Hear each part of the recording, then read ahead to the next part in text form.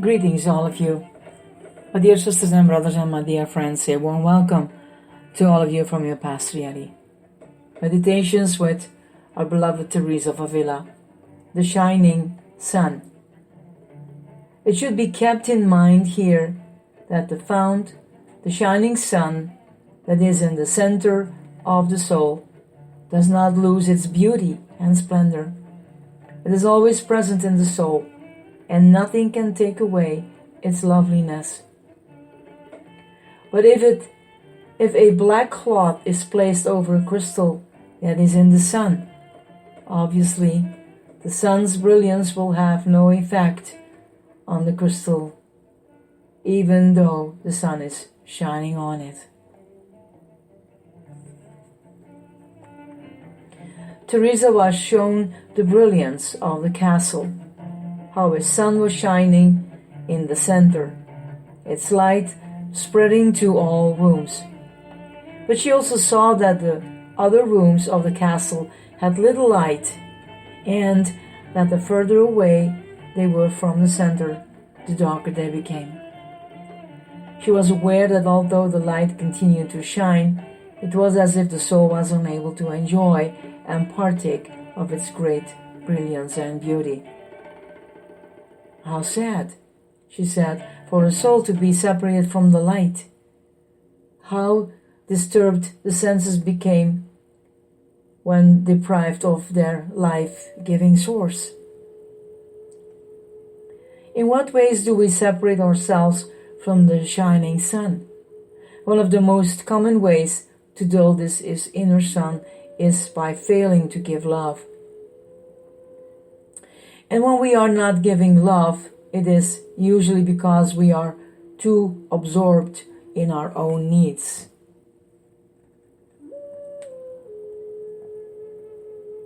It is not only others who may be hurt by our inattentiveness or lack of action. We are also hurt when we fail to connect with the light of the beloved. This disconnection, wrote Teresa, can occur in many ways. We can become too engrossed in our work. We can become filled with self-importance, or we can simply become overly absorbed with our own needs and wants. In failing to connect with the beloved's light, we come to notice how we then fail to relate with others. The black cloth becomes draped over our castle, blocking the light from penetrating through to our friendship, our relationships. When the light is blocked, love is unable to flow. By concentrating too much on our work, we all barely have time for those who are closest to, let alone new relationships that may be waiting to evolve. In failing to acknowledge the divine in our life and seeing ourselves as the main protagonist, we may fall into arrogance, which can then estrange us from colleagues and friends. And by becoming absorbed with our own needs and wants, we do not see the needs of the others. Sometimes drastic measures are needed before the black cloth can be removed, such as divorce or being fired from a job. However, by taking responsibilities for the removal of our own cloth, we can invoke gentle responses and changes in our life without the necessity for shocking disruptions. We can do this by developing a connection or reconnection to the divine. It is a constant process that we can lovingly and willingly enter. Many may feel like too much effort is required, that the task is just too difficult. And yet Teresa believed that we spend too much time trying to achieve things ourselves, when the beloved can bring things to fulfillment in a moment, if we only choose to ask.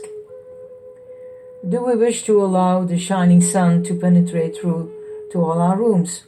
Or do we secretly nurture some of the darker ones?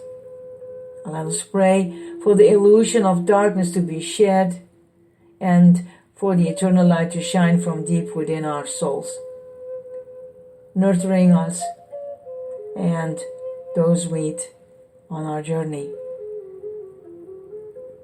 Come with me in our meditation. Imagine looking at your inner castle.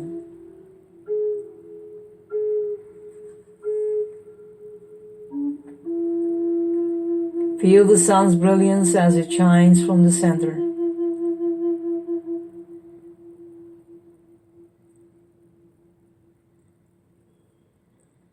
Slowly look around the rooms and see if any of them are in darkness.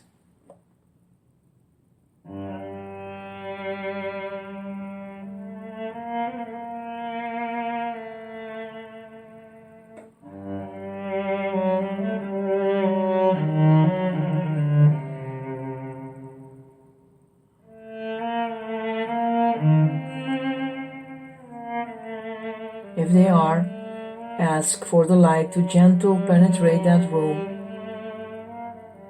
and try to discern what is causing the darkness.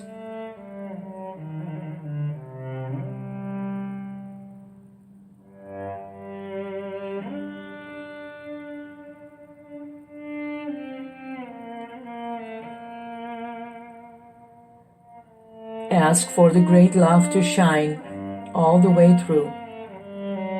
And breathe and rest in that love.